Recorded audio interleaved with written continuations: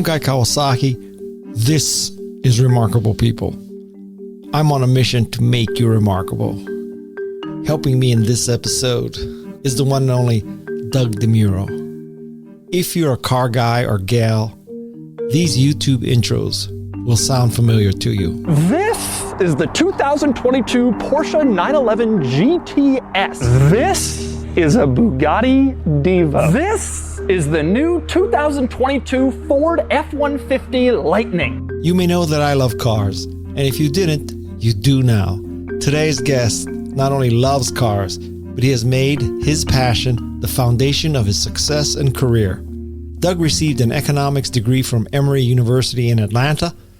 After graduation, he spent 3 years working for Porsche Cars North America.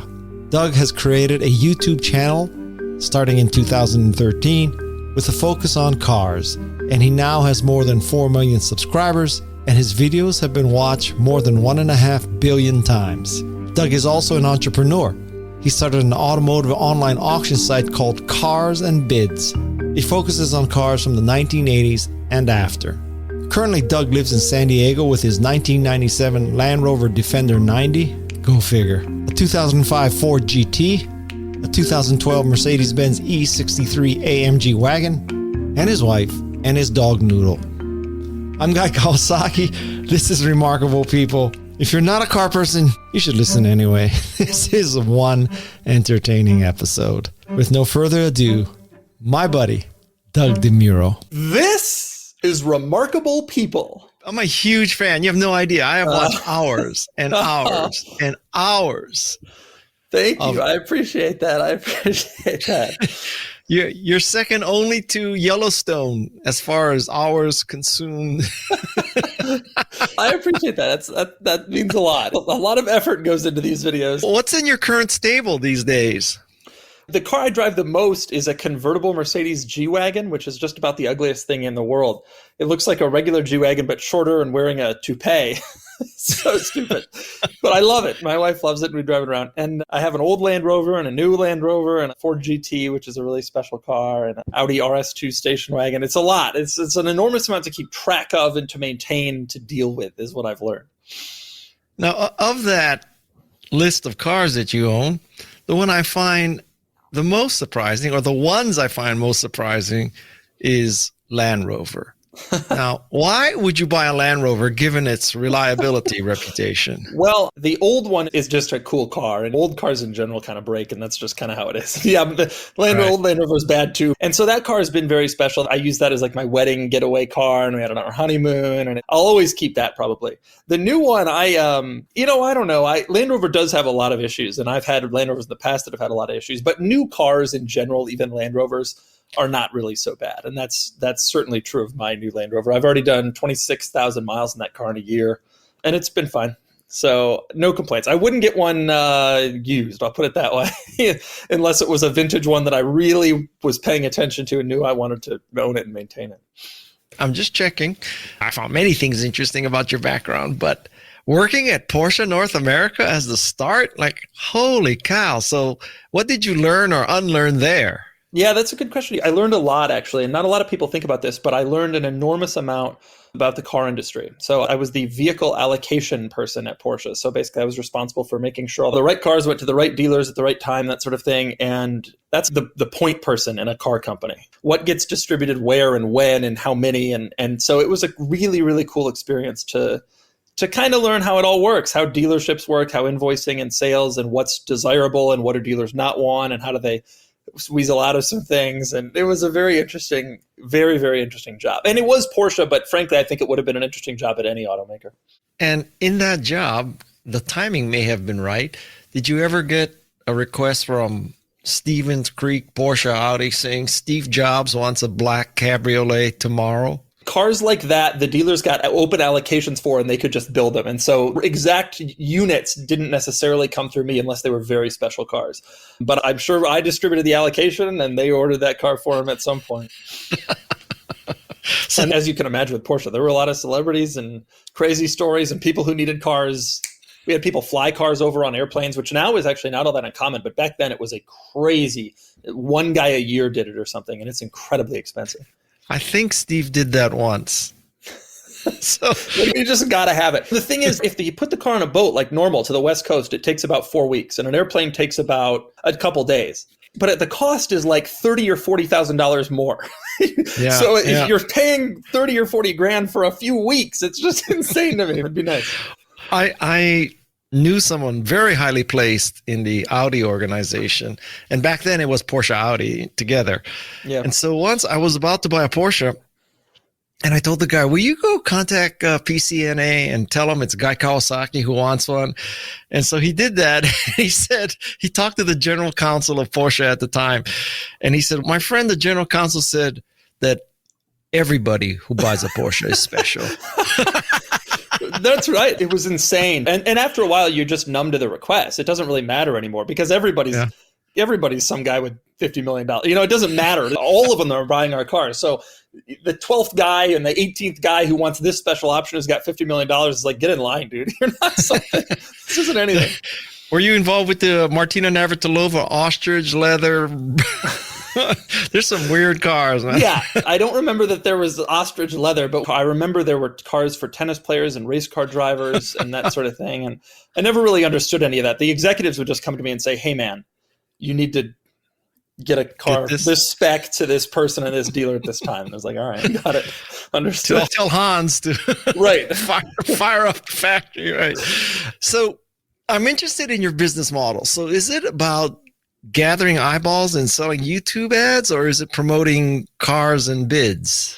Well, cars and bids has become a big part of my life these days, but the business model is really both. So the YouTube channel is still where the vast bulk of my income comes from, and it's still number one in new car reviews here in the US. That's it. Everybody watches, and I try not to shill for products in the videos. The YouTube ads do a good job of keeping the income rolling in, because I feel like as a journalist, if you start going out there and specifically talking about certain products, whatever, it's not really a great look.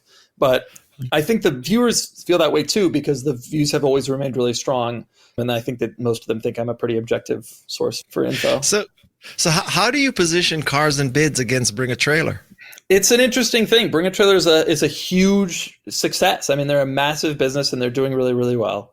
But Cars and Bids, we feel, has a few big differentiators, the biggest of which is we're only focusing on cars from the modern era, from the 1980s and up. But also Bring a Trailer has gotten now to be so massive that we're finding that some stuff is kind of getting lost on Bring a Trailer, to be totally honest. We have cars that are coming to us after having not sold there, after having failed to meet their reserve or whatever.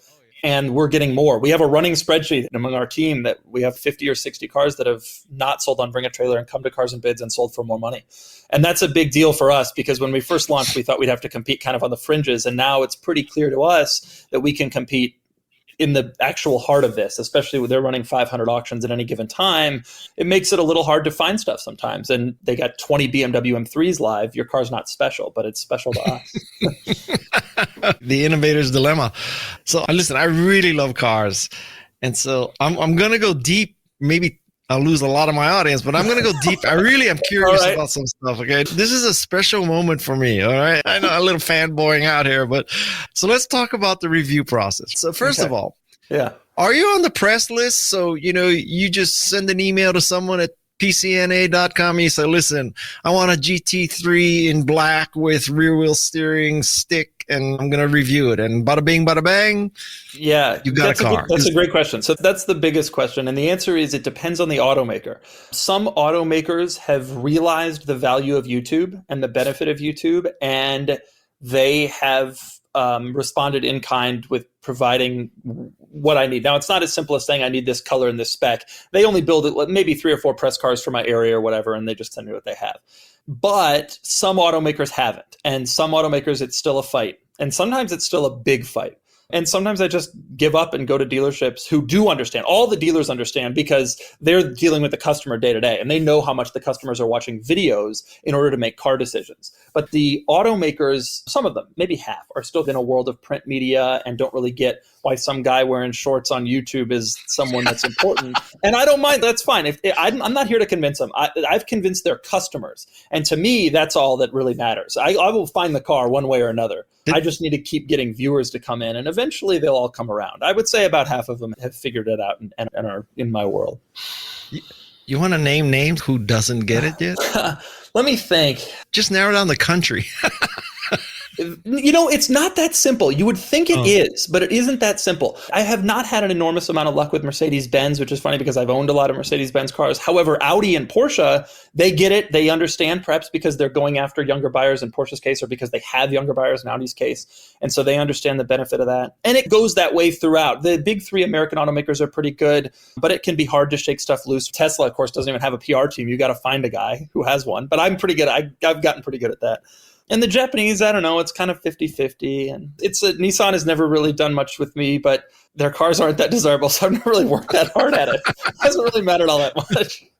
Up to about a year and a half ago, I was a Mercedes-Benz brand ambassador from the corporate, not America. It was like Roger Federer and Guy. Yeah. And that's the only time that's the only time my name is mentioned in the same sentence. But I could have helped you a year and a half ago. So I mean, I'm in contact with all the automakers, but it's just a question of priority, right? It's a question of some of these automakers, they'll get Doug a car eventually, but the car's been out for 6 months by then. And I don't wait. I openly will tell automakers, if you're not going to give me one, I'm going to go to a dealer. And they don't like that. They really don't like you circumventing their process, but I don't really care what they like. My goal is to get the cars to the people as fast as possible, because obviously speed matters in our business. And so, if they say to me, hey, we wish you hadn't gone to the dealer for that car, we could have had you a better spec, we could have given it to you for longer. My response is, I got the video up a month sooner, and that mattered. That was a big deal to the audience.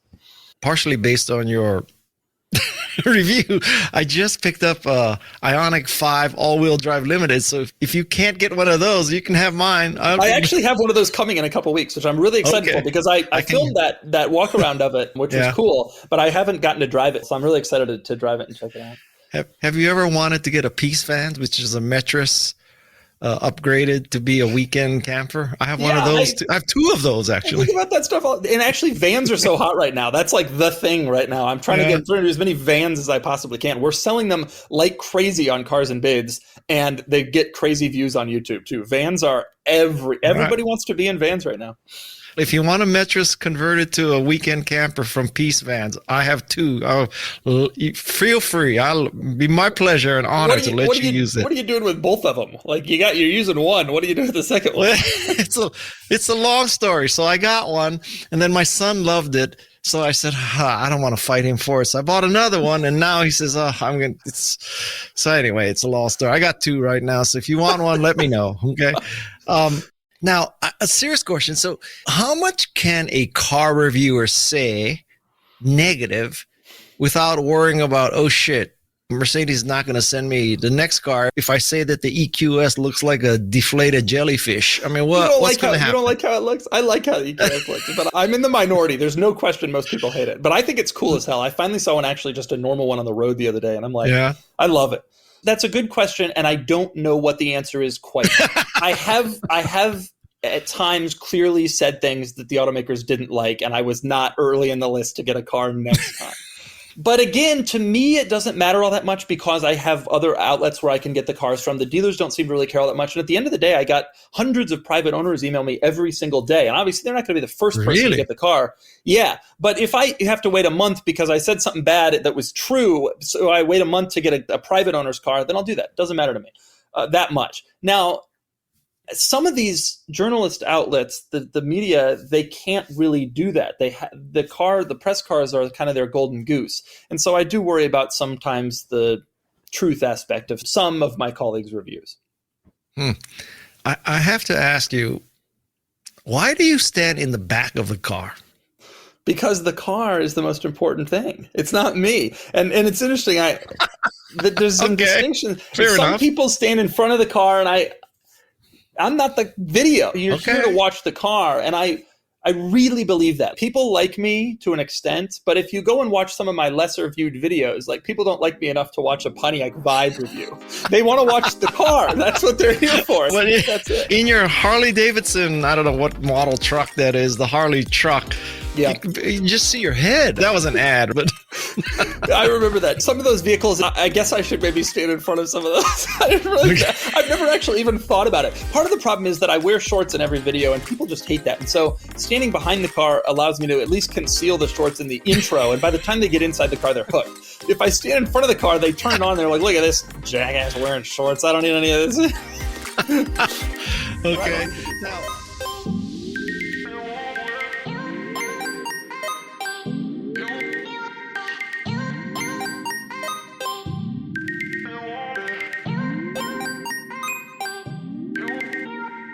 how many takes are you doing to get that? I'll do my Doug DeMuro impersonation. And this is the 2022 Ioniq 5. Those take usually 3 or 4 takes. The shots where I'm standing up next to the car, the ones where I'm inside the car going over the stuff, that takes less takes. But it's still a process. It usually takes me about 6 hours, 5 hours to record one of these videos. And the runtime is 27, 28 minutes. So it's a real thing. And the automakers sometimes, hey, we'll give you 2 hours with this car. Hey, we'll give you an hour with this car. And so that's not, okay, then what? You going to give me another 3? People think, hey, can you come to my house and film a video in 45 minutes? The video is only 25 minutes long, so you must be able to. No, that's not how it works. It takes a long time. It took you 15 minutes to explain the Targa roof. So I know. I know it's you can't complicated. do the whole That roof is complicated. I always wondered. It was like magic. It was like, how does the top go up and it go back? I never really understood, but I get it. And 20 years from now, people are going to regret buying a Targa. There's just no. I wonder about that. I wonder about that a lot about all the cars that I film. How are these things going to hold up? How is the tech going to hold up? How are these complicated processes going to hold up? I think about that all the time.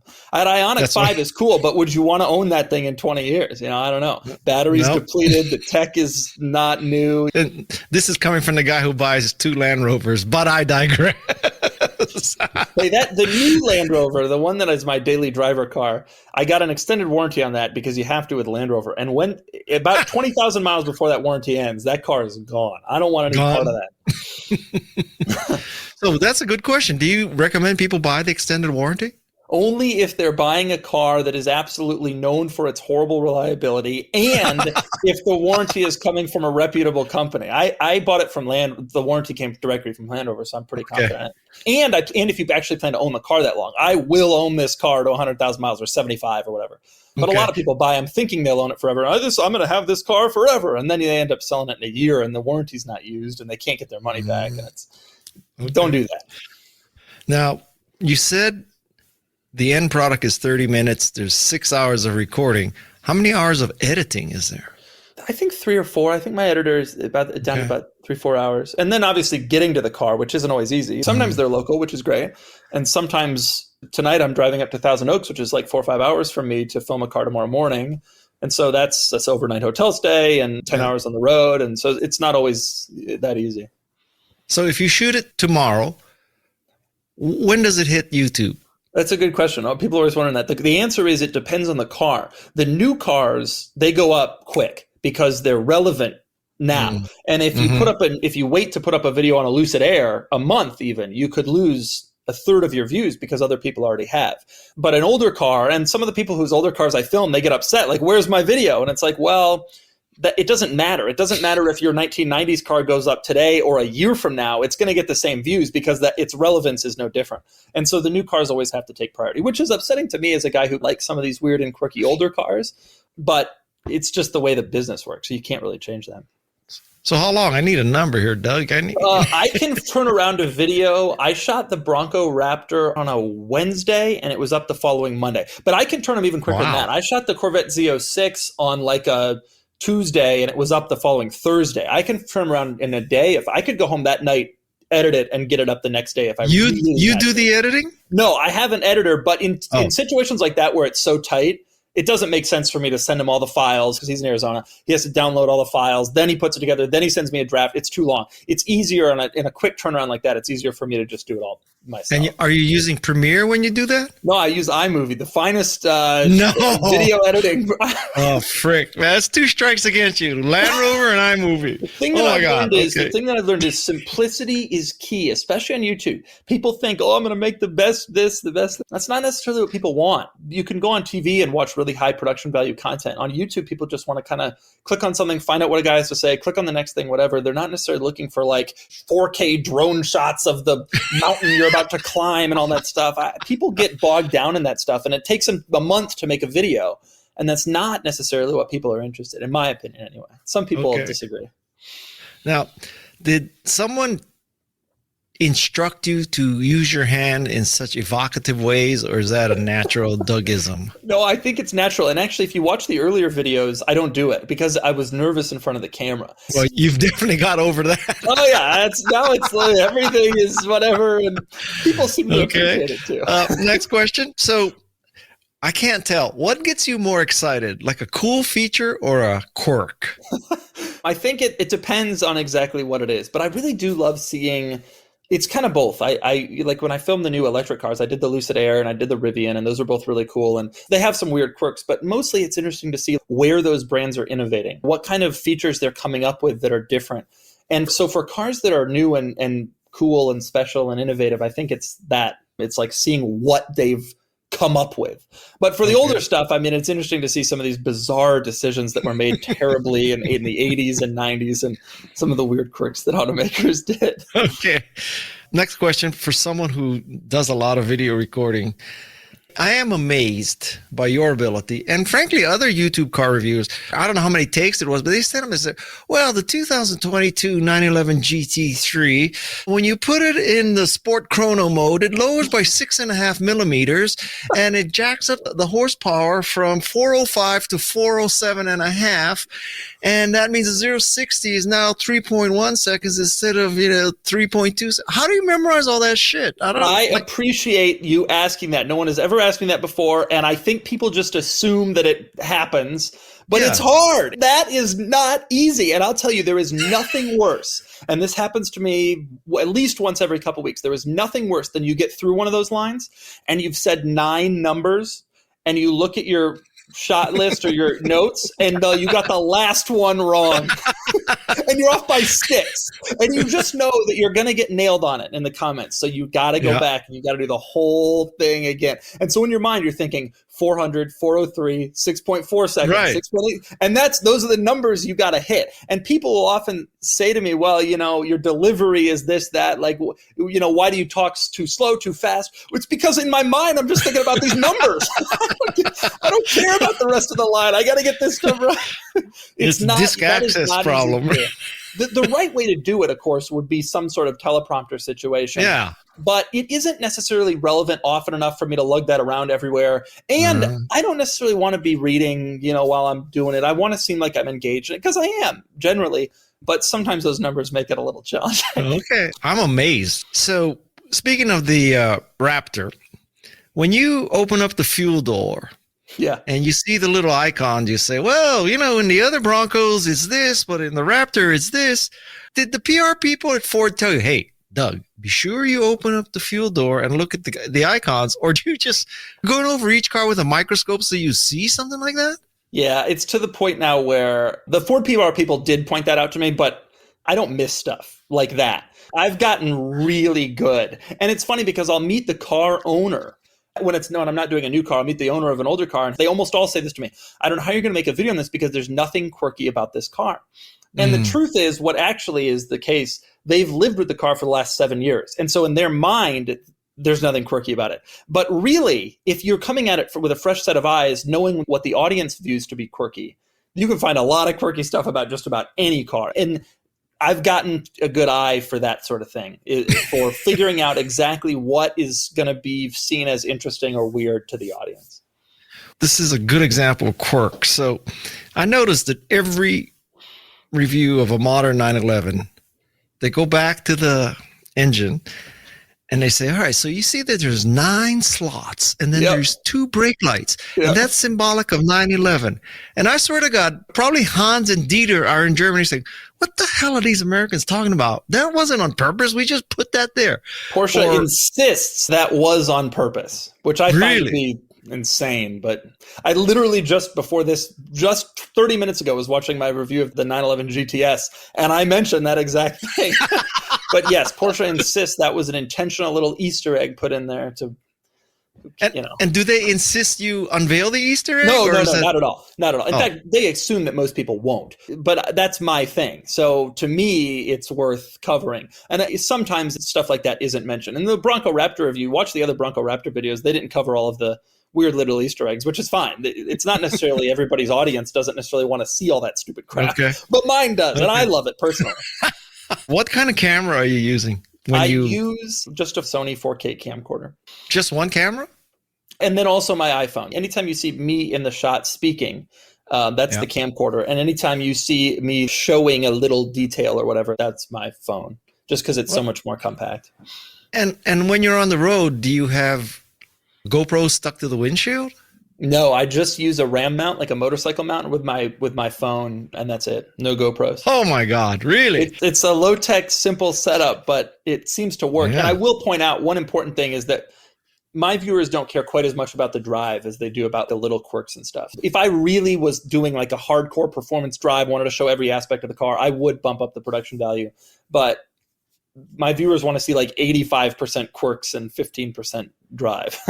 Because one of the questions I was going to ask is, have you ever considered doing the drive before the walk around and all that? But apparently not, because your users, they don't care about the drive. It's not that they don't care. It's just that I have an enormous contingent of people who tune into the channel just to watch the quirks, regardless of whether they're interested in the car.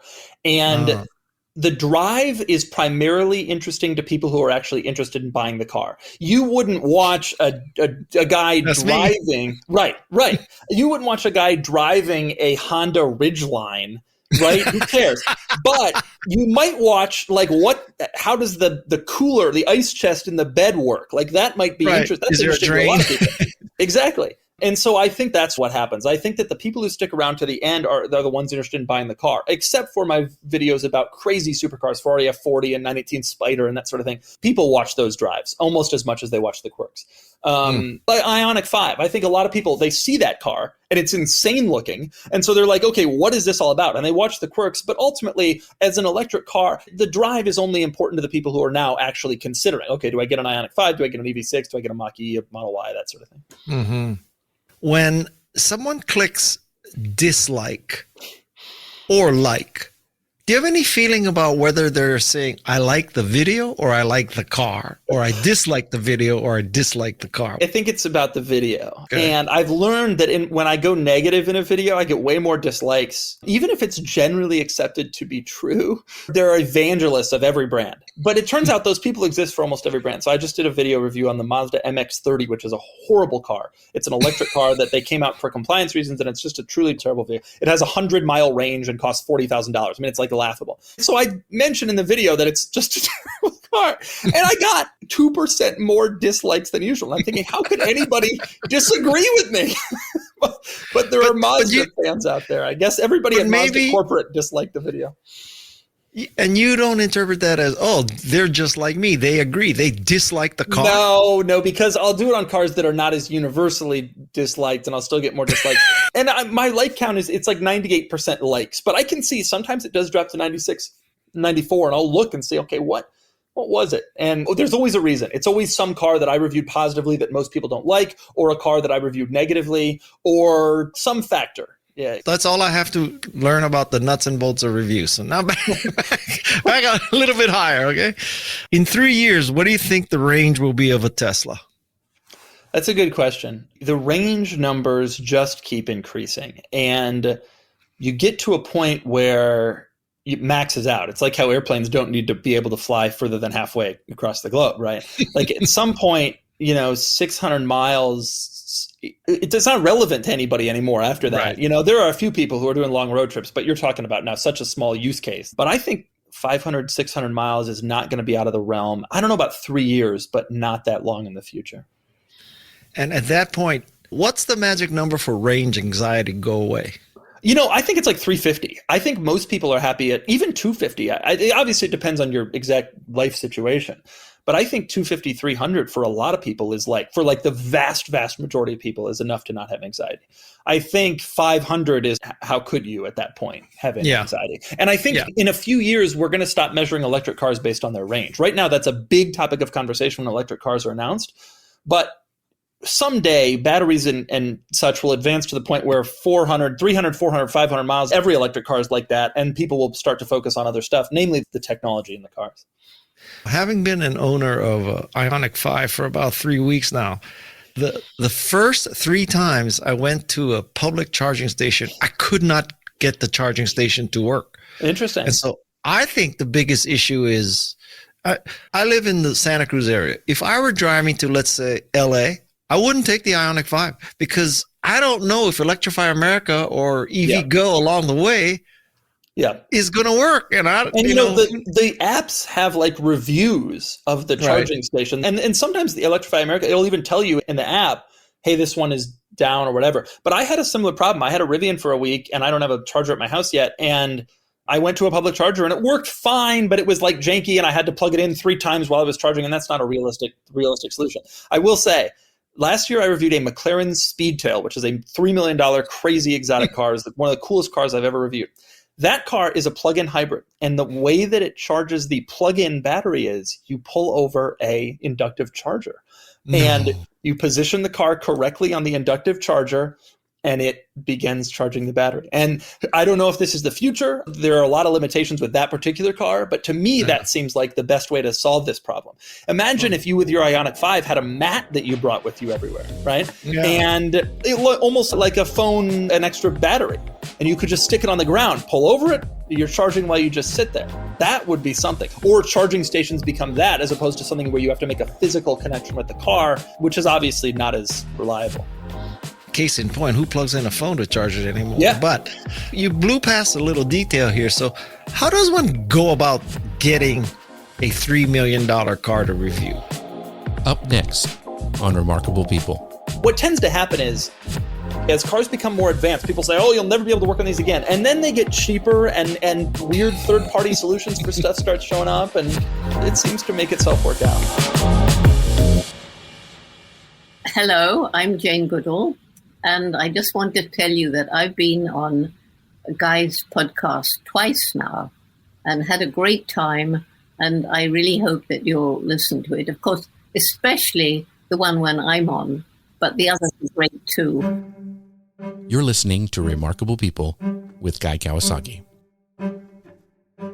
How does one go about getting a $3 million car to review? Well, that particular car, the supercars and the hypercars, the automakers don't give those to journalists. But the good news is I've reviewed so many of those that I have a big following in that community. And so that particular car was owned by a group of people in Ohio called the Triple F Collection, who have an enormous, wonderful collection of amazing cars. And they are really good about sharing them with anybody who wants to.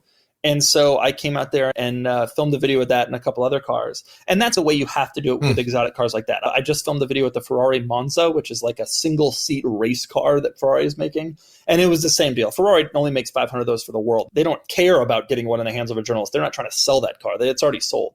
But there's eventually someone will reach out to me and say, hey, I have one of these. Do you want to review it? I've now done so many Koenigseggs and Bugattis and Ferraris and McLarens that the owners of those cars can trust that I've never had a loss. I've never had a problem, and they can trust that.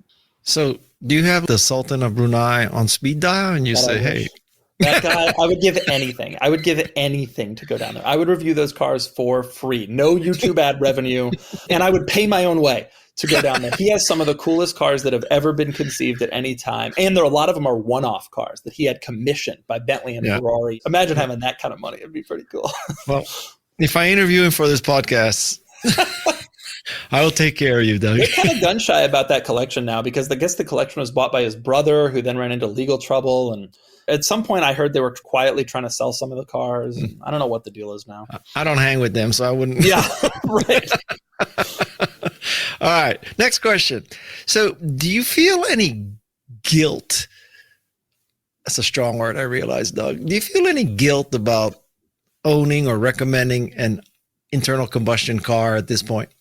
Not at this point, and I hope that forever people will be able to enjoy internal combustion cars as fun weekend vehicles to it. I hope that lasts at least through my lifetime, because I think that's an experience that electric cars can't really replicate, is the enjoyment on a mountain road or a back road with a manual transmission and a rev matching and there's something about that.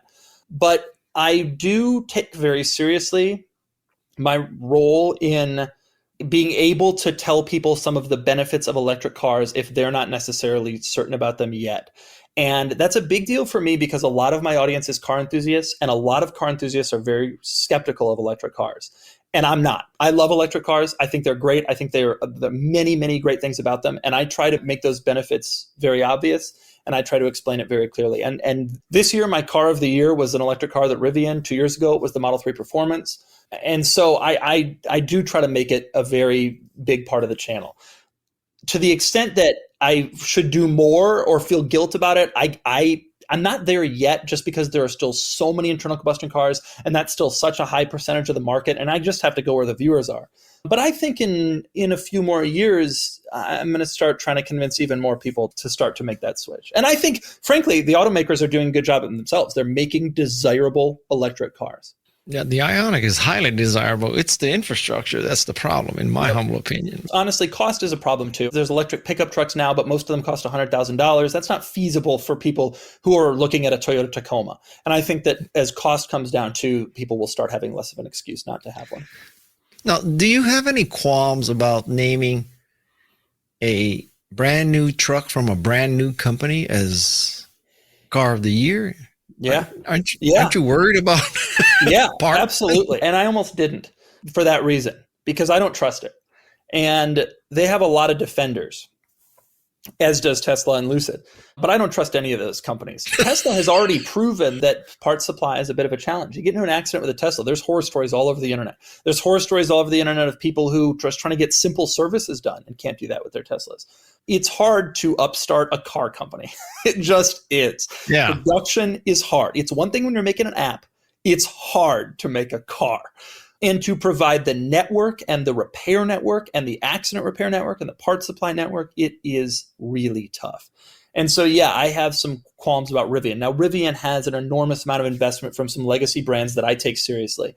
And so as a result of that, I take Rivian more seriously than I take some of these other electric startup companies. The car is incredibly good. And so I have a strong hope that they will be able to get production going and that they will get these out to people and everything will be fine. But yeah, I definitely think about that. Now, the car, they're having trouble with production. So this is a good question because it's newsflash.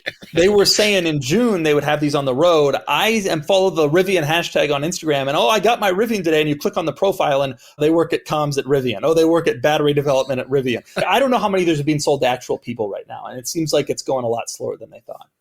What is your advice for the best first car for a teenager? Safe and reliable. That's it. Which is what? I don't know. It depends on your budget, I guess, but you can't go wrong with a Toyota or a Lexus or a used, obviously. New if you have the budget for it, for sure, because safety is the biggest thing, I think, with a kid. They all crash their cars. And so if you can get your kid a Civic or whatever, do that. Or it doesn't matter. Just the safest, most reliable car you can possibly get. That's what you should be getting your kid. And do you think that they should start with a stick or forget it? Sticks are just dinosaurs. No, yeah, it's over. No point? Nah, no point. Not even in Europe. People used to say, well, at least you need to learn how to drive a stick in case you go rent a car in Europe. That used to be the big thing for Americans would say. But last few times I was in Europe, they gave me an automatic without me even asking for it. It's becoming even more and more common in Europe, which is a shame. I love driving manual, but it's not relevant in today's world, unless you're an enthusiast. And what about the concept of, God forbid, you want to do work on your own car? I think that's dead. It's not dead because there are still so many internal combustion engine cars, and some of them are still relatively simple, but it will die, right? You got to figure as electric cars permeate. I mean, Porsche is a great example. The rear of those Porsches, the 992, you can't get in an engine anymore in a 911. You can open a flap where you can fill it with fluids, but there's no more. It's going to be harder and harder to work on cars yourself, but I don't think it's going to be impossible for a long time. And I think people find a way. What tends to happen is, as cars become more advanced, people say, oh, you'll never be able to work on these again. And then they get cheaper and weird third-party solutions for stuff starts showing up, and it seems to make itself work out. Okay. Do you think all this lane keeping assistance and adaptive cruise control and LiDAR and all that stuff, you think it's making us better drivers or worse drivers? It's a good question. The truth is it probably doesn't matter because it's making us safer in the sense that it's there. It's probably making us worse drivers you and me on a day-to-day basis, but it's probably making road use safer. And that's more important. I'm going to give you a little lightning round. Okay. Okay. So it's A or B. All right. Plaid or GT3? Wait, do I get a pick? What is my life situation? My current life situation? Plaid. Yeah, whatever. I have a baby. Plaid. I'm not asking if you're the Sultan of Brunei. I mean, both. No, the plaid. I would get a plaid. I'm not as obsessed with the GT3 as a lot of people. Okay, cabriolet or Targa? Targa, definitely. PDK or 7-speed? Depending on your use case. For me, it would be a manual. Okay. RS3 or M2? M2. Wow. I think I know the answer to this one. Ford 150 Lightning or Rivian? Rivian, but I do love the 150 Lightning, and it's a lot cheaper, the Ford. Okay. iOS or Android? iOS, but I don't Mac have a strong preference. Mac. I use Mac for everything. iMovie and all that. Which model Mac? I have a MacBook Air that I got 3 days ago because the prior one broke. Oh. Michelin Pilot or Pirelli P0? I don't care that much about tires, but my friends tell me the Pilot Sport is the one, so that's what I have on my sports cars. Okay. Ioniq 5 or EV6? Ioniq 5. I actually just reviewed the EV6. The video's not up yet because it's next week, the driving embargo. They're the same, but the Ioniq 5 is just cooler. It just looks so cool. I love it. Okay. AMG GT or SL? AMG GT, for sure. Really? Yeah, the new SL seems appealing, but I haven't driven it yet. But prior SLs have been such old man cars, and AMG GT is a fun, exciting thing. Are you into the smooth, bubbly kind of design or the angular Ioniq 5 kind of design? I think I've moved past the smooth. I like weird. I'm around cars all day, every day. And that's all I do and think about. So I like weird. And so when someone comes out with something like the Ioniq 5, I'm like, yes, this is what I'm looking for. This is so bizarre that it turns heads. That's what I want. And honestly, that car is getting a ton of praise in the press right now for its design. And Hyundai and Kia both have done such great things with design that I think that hopefully that car proves that other automakers should follow suit and maybe take some more risks. Do you think South Korea is the new Germany? It seems like it, right? The Kia Telluride is the hottest SUV on the market, and it has been since it came out 3 years ago because it's gorgeous. And the Hyundai version, the Palisade, is also attractive. The Ioniq 5 is like that. The Stinger, so many Kia and Hyundai models are so attractive. Now, part of the reason for that is they hired Germans to design the car. But it seems to have worked, so... Here's a personal question. I'm going to offer you a favor here. So... Now, don't take this as an insult, but would you like me to have someone design a new YouTube header for you? What? You don't like my fantastic green YouTube header that I've had for the last 5-8 years? It's brilliant. I'll take that as a no. I actually have a guy who does design because he does my thumbnails, which for my non-car reviews when I'm just sitting in the garage. And everybody loves these thumbnails. And he's always like, come on, let's do something new. But I don't really care. Okay. Just thought I'd offer.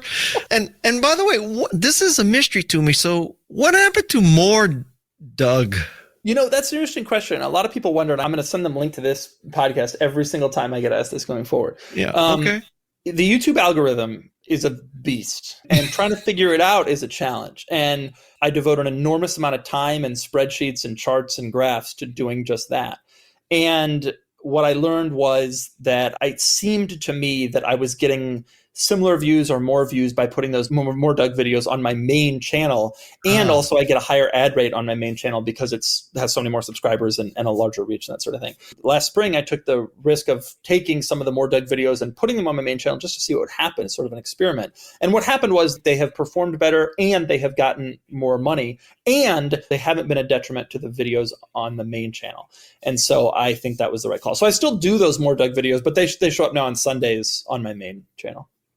I went to the More Doug last night and there's nothing at the home. There's nothing on the playlist. There's nothing on the video. What happened? It's crazy to imagine abandoning a channel with 750,000 subscribers. Yeah. But the other channel has 4.5 million subscribers and the videos are just doing better. And I have the percentages and everything. It seems like I'm getting something like 20% or 30% more views and making at least 30% more money by putting those same exact videos on my main channel. And so it is sad because I can't do some of the creative stuff that I was doing on More Doug. I reviewed some houses. That was interesting. Yeah.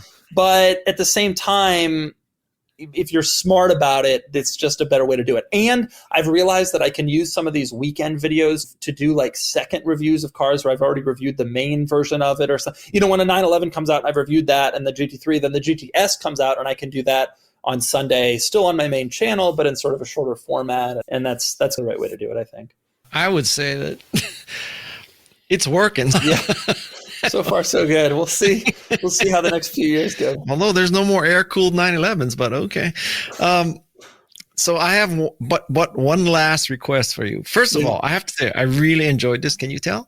Yeah. And I don't want to slam the competition, but I watched you on a podcast, a YouTube, whatever, where you were the guest. And this was fairly recently. I can't remember what the name of it was, but the guy would not let you talk. I think that there are some podcast hosts who get into it because they want to get their info out into the world. And I think that's not necessarily always the best way to do it. And I try to explain that to people. Amateurs aren't as good. That's just kind of the reality of it. But some are really good and some aren't. I've been on a lot of podcasts, and it's interesting to get the variety.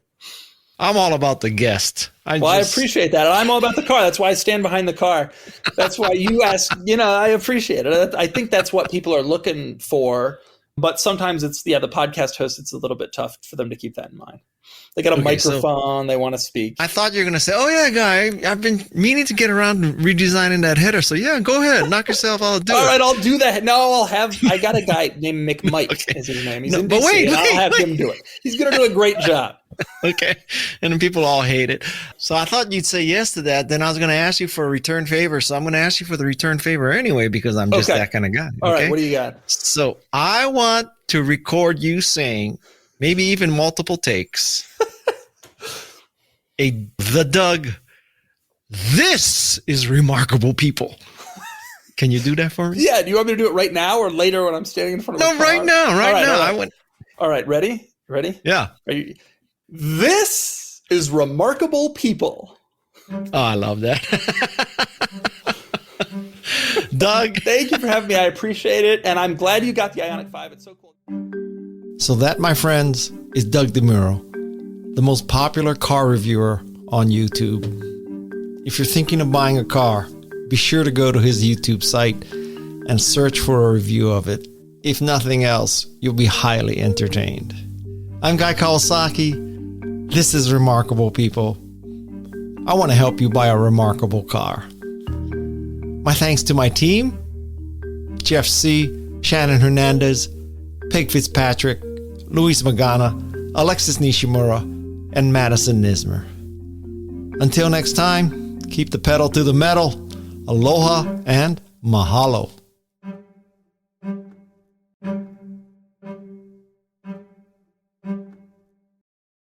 This is Remarkable People.